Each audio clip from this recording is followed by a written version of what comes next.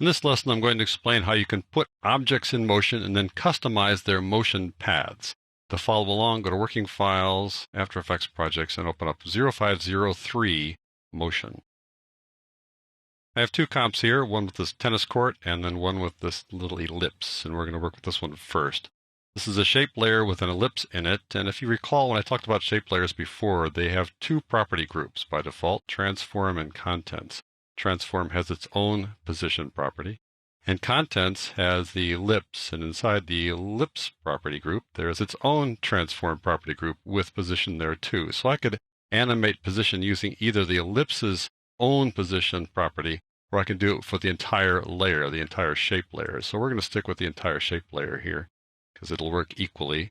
I set this up so that the anchor point is in the center of the ellipse and also in the center there of the layer, so it'll work just fine in this case. So to put something in motion, we change its position. So I'm going to open up position for this layer by pressing the P shortcut key. There's position.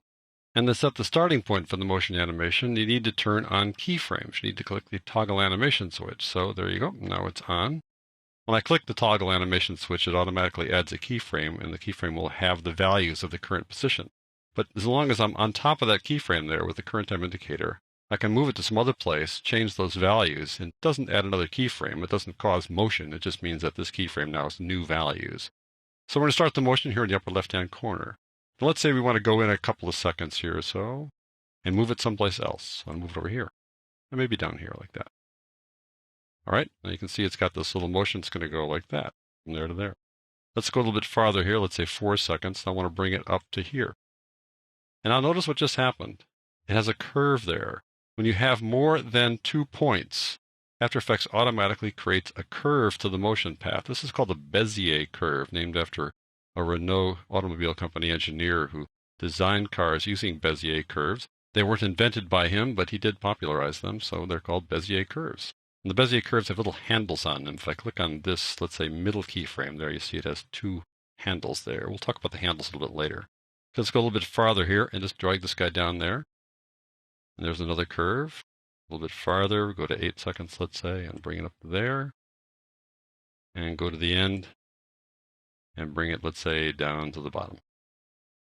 Let's just see how that plays out. All right, it's going to follow that little motion path there. Off it goes. Slows down a bit, speeds up a bit, slows down, and gets really slow there. So what's going on here? Well, first of all, you're seeing this motion path. You see it kind of peel away as we go along. The fact that it peels away like that is because of how it's set in preferences. So if I go to Edit Preferences in Windows or After Effects Preferences in Mac, go here and then go over to Display. And you see right now it's set to no more than 15 seconds, and that 15 seconds is related to working in base 30, meaning a time base of 30 frames per second. So that's the default, and even though we're actually less than 10 seconds here, it does say that it's no more than 15, so sometimes it offers up less when you see the motion path. We'll just cancel out of that. You can expand that, or you can have it show all of the keyframes. So in any event, we see most of the keyframes here as we move along. Now, as I move back here, you're going to see that the keyframes change as we go in there. So they start disappearing there. Okay. Each of these little blocks here is a keyframe. So if I click on, let's say, the second one there, remember the second one's down here? I'll click on it, and it's highlighted now. You see that it's a solid square. I'm going to click on this one here. You'll see that it gets highlighted too. Notice the little dots here. Each dot is a frame. So they're 30 frames per second here in NTSC. So if you were to count those frames, you could see how many frames there are. Probably about 60 from one dot to the next, because we go for 2 seconds between each set of keyframes there. So there are 60 frames there basically between each one. Notice that if the keyframes are close together as they are here, physically close together from here to here, here in this time they go from here from 2 seconds to 4 seconds, but the distance traveled from here to here is less than the distance traveled from here to here. So since it's less distance in the same amount of time, the little dots are closer together, and that's telling you that this is going to be slower when it goes from that point to that point. So the first one will be faster because the dots are spread out, and then it's going to slow down, and then it'll spread out again, so it'll go faster, slow down because they're relatively close together, then really slow down because they're much closer together.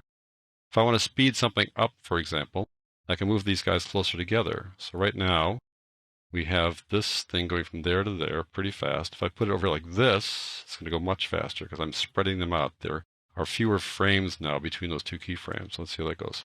zip, and then it goes really slow.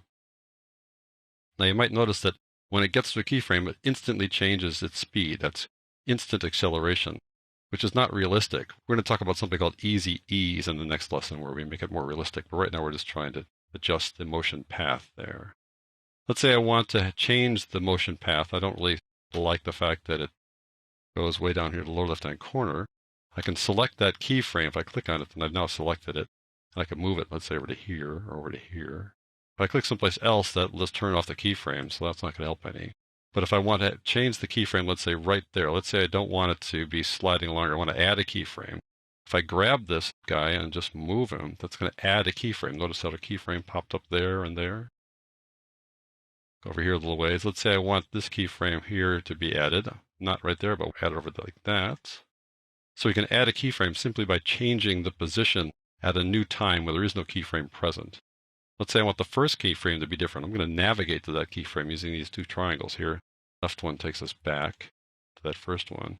If I grab it and now move it down over here, let's say off screen, then it'll come in from there. All right, we have these nice curves, but is that really what we want? We can adjust the shape of the curves, how sharp the angles are here, using these Bezier handles. Not only the Bezier curves, but they have Bezier control handles. So let's say this guy right here is really a sharp angle because it sort of has to be in terms of how close they are together, but I want to spread it out. So I'm going to click on this guy to select that keyframe. And notice when I do, these little handles pop out there. If I pull the handle out like that, then it changes the shape of the curve. See how that works? Notice that they work in concert with each other. If I tilt up like this, the other one tilts down. I can drag this guy as well, like that. All right. So we can do that for all these guys and adjust the handles for all of them if we want to. Now notice how they all work together. We can have them actually kind of work against each other if we want to. We can break the handles. Let's say I don't want it to have a nice curve there. Let's say I want to come in and whack and then come out like that. I'm going to change the handle here by holding down the Alt key in Windows or the Option key in Mac. Hold that down, then click on the handle, and that breaks the handle. See how they're not working together anymore? So I can give them this kind of sharp edge there. Now they'll work independently. If I want to turn them back on again, hold the Alt key again, and then they'll pop back together again. Hold the Alt key to break it. Hold the Alt key to get them back together again. Alt or Option. Alt in Windows, Option in Mac.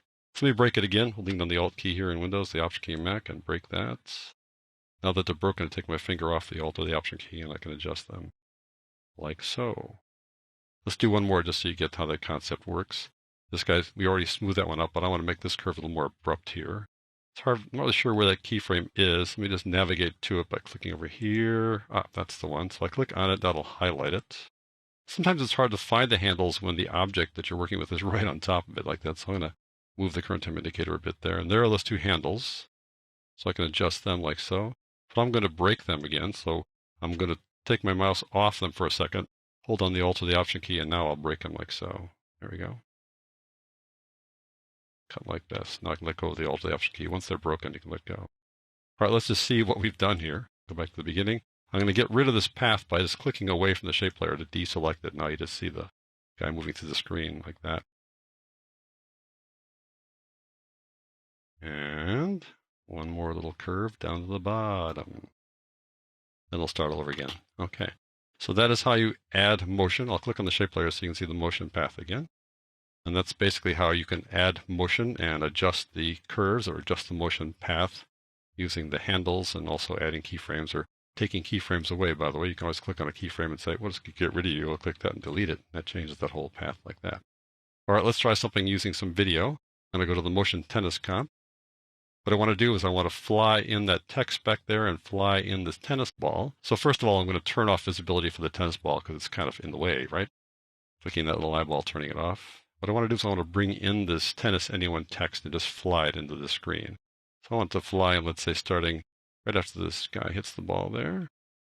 We'll fly it in, starting right about there. So I need to open up this layer's position property. So that layer is called tennis text, so I select that and then press the P key to just open up position. There we go.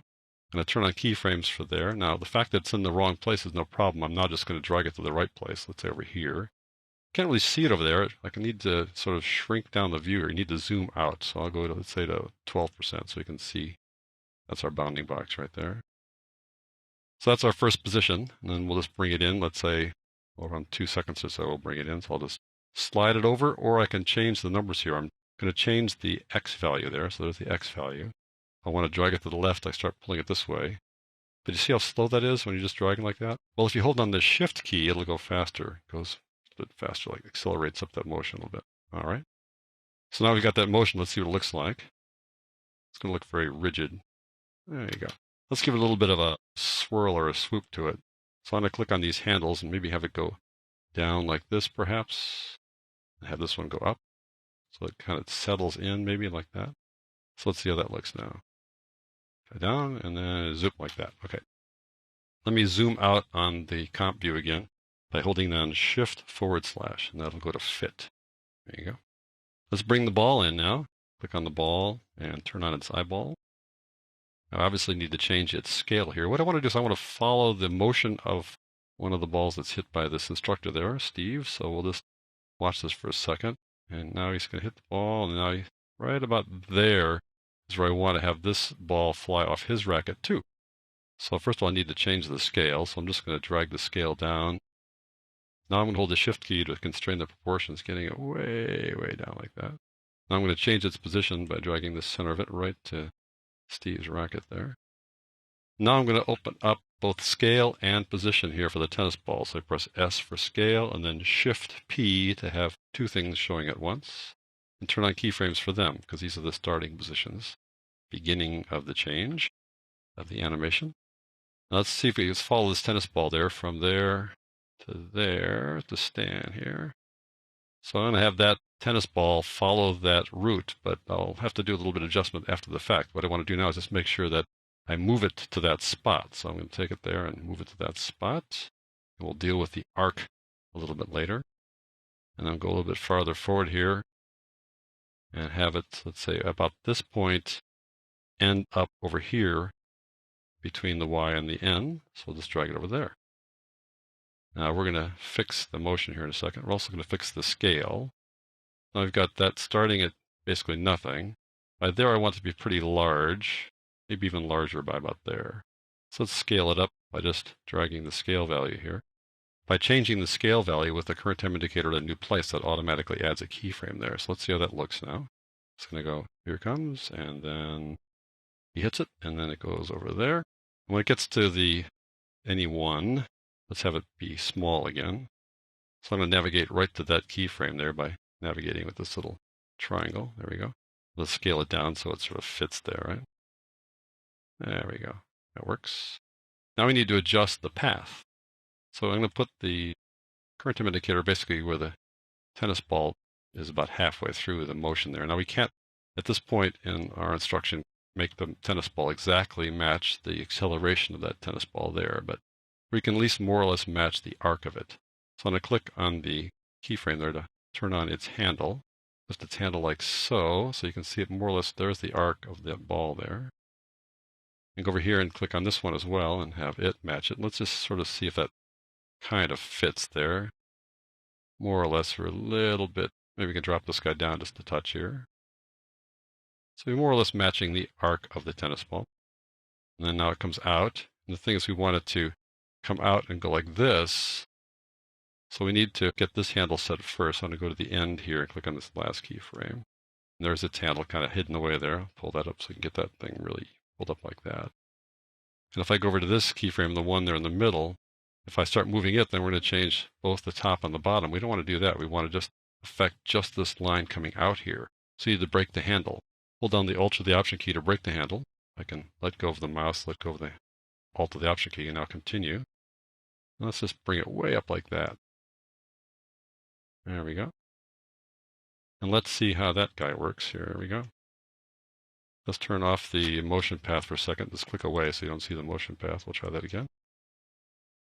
And tennis anyone. And now when he hits it again, now we're going to see if the guy comes in. And here it comes. And pretty cool. One little fly in the ointment is that the tennis ball just sits there the entire time, right? We don't want that to happen. So when it starts its motion right there, that's when it should appear.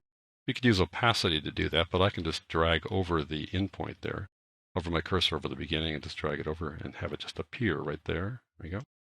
So let's see how that works now. Wham. Okay, let me turn off the bounding box and the path. Let's go back and see how it works one more time. There you go. Cool. And there you go. So that is how you put objects in motion and customize their motion paths.